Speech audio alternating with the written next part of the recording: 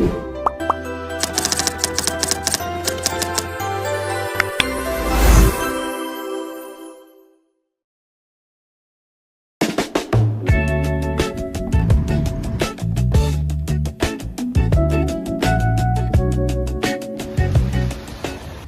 up, guys? We are here in MSU IIT in Iligan City, the city of majestic waterfalls. We are here on a mission to see the water, but not for the reasons you think. So, we're doing a heat check because today we're hunting for a ghost, the thermal pollution. Yes, most water pollution looks obvious: dirty foam, oil slicks, and plastic waste. But one of the most dangerous kinds of pollution is almost invisible. No strange color, no dramatic smell, and no floating trash. Just water that has become a few degrees too warm, and that small change could push enough the balance of different bodies of water like rivers, estuaries, and bays.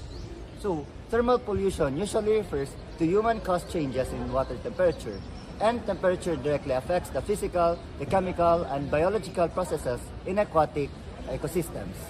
Warm water also holds less dissolved oxygen than cool water. So where are we going? To the wet market!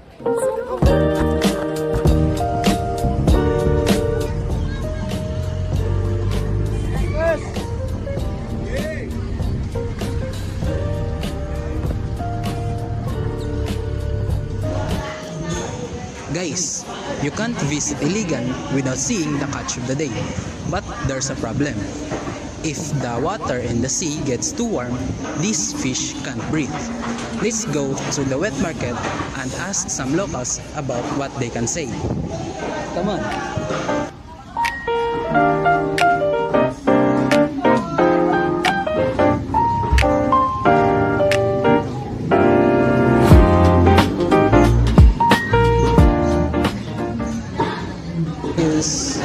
Pwede may mangutan natin. Ang pangutana kay unsay metabo if kung mo-warm or mo-init ang dagat, mas daghan ba or gamay ang makuha nga isda? Kung mainit ang dagat, ang gamay isda. So,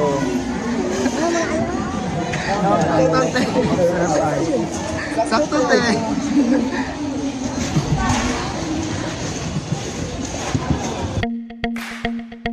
Here's the science.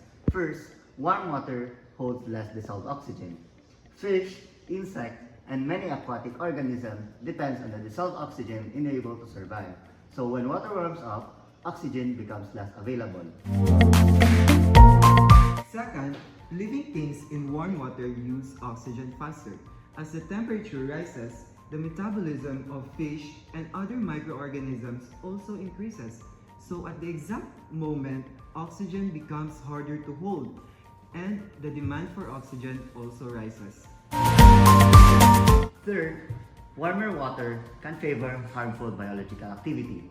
Higher temperature can support faster microbial growth, worsen algal problems, and increase the stress of aquatic life. In some cases, temperature changes can even increase the toxicity of other pollutants. So, thermal pollution isn't just about hot water. It's also a chain reaction. Less oxygen, more stress, altered habitats, weaker fish production, and a disrupted food web. Warm water reduces dissolved oxygen, while temperature changes can alter species distribution, reduce population, increase algal blooms, and in some cases can even increase the toxicity of substances in water.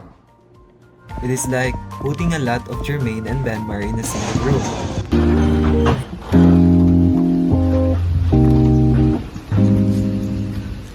We're near the Agus complex. This is where the Iligan gets its power.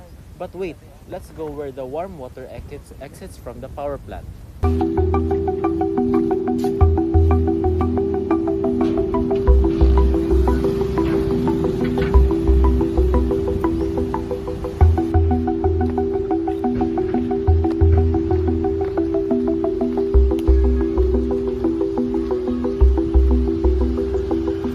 This is the Agus 7. Notice the pipes? Yes, that is where the invisible pollution happens. Power plants in industries use water to cool their machines, and that warm water is poured back into a river or the bay. And the scary part is, temperature shift doesn't just make water warmer, it changes the chemistry of the water and the behavior of the entire ecosystem. Reservoirs can also change the natural temperature pattern of a river. Depending on how the water is stored or released, downstream water can become warmer or cooler than it should be at certain times of the year. That matters because aquatic life adapts not just to the water quantity but also the natural thermal rhythm. Okay guys, did you know that a 2018 study showed that some parts of the Iligan City Bay did not meet the temperature standards? Yes, that 2018 study on selected coastal waters of Iligan Bay reported that the sites they examined generally did not comply with DENR, especially with surface water temperatures and pH levels.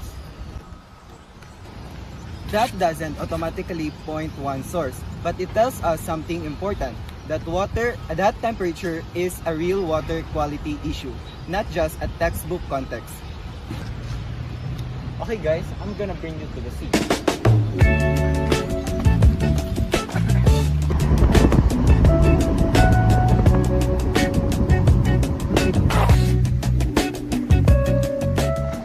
Why should ordinary people care? Because thermal pollution is not just about fish.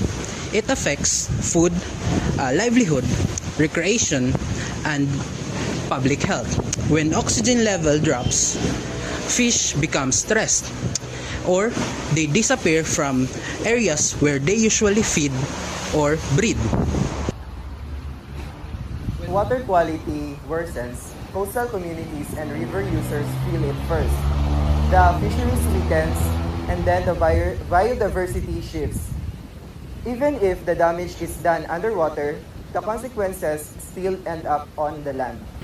For a city like Iligan, where rivers flow to the bay and communities depend on these waters in different ways, thermal pollution becomes more than an environmental issue. It becomes a community issue. Low dissolved oxygen and abnormal temperature shifts can kill aquatic life and degrade water quality. Iligan Bay is also described in local research as a major fishing ground, making temperature-related degradation socially relevant.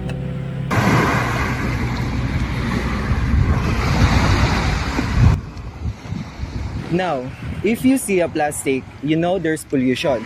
And if you smell the sewage, you know there's pollution. But if the water gets warmer, most people won't recognize. That's why thermal pollution can stay invisible until the ecosystem starts showing symptoms: stressed fish, lower dissolved oxygen, strange biological changes, or declining water quality.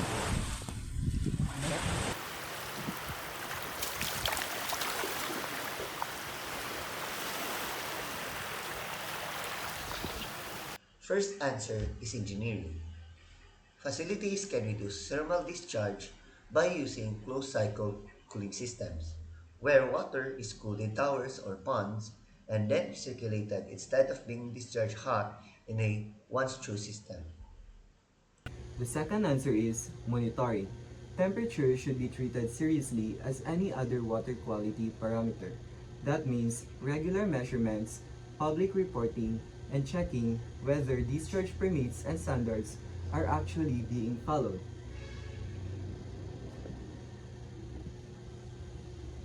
The third answer is ecosystem protection. Healthy riverbanks and riparian vegetation help provide shades that reduces thermal loadings in streams. The fourth answer is policy enforcement. In the Philippines, the Clean Water Act of 2004 provides the legal framework for managing the quality of water in all bodies of water, and that includes controlling the pollution from land-based sources. And that only works if the rules are enforced and monitored. Iligan is known for its waterfalls, its rivers, its bay, and its power. That makes water one of the city's greatest strengths. But it also means water is one of the city's biggest responsibilities. Thermal pollution reminds us that not all environmental damage looks dramatic. Sometimes it is just a few degrees. A few degrees less oxygen. A few degrees more stress. A few degrees closer to ecological imbalance. And if you wait when the damage becomes visible, you've already waited too long. So guys, water does not need to look dirty to be polluted. Sometimes it just needs to be warm. Thank you.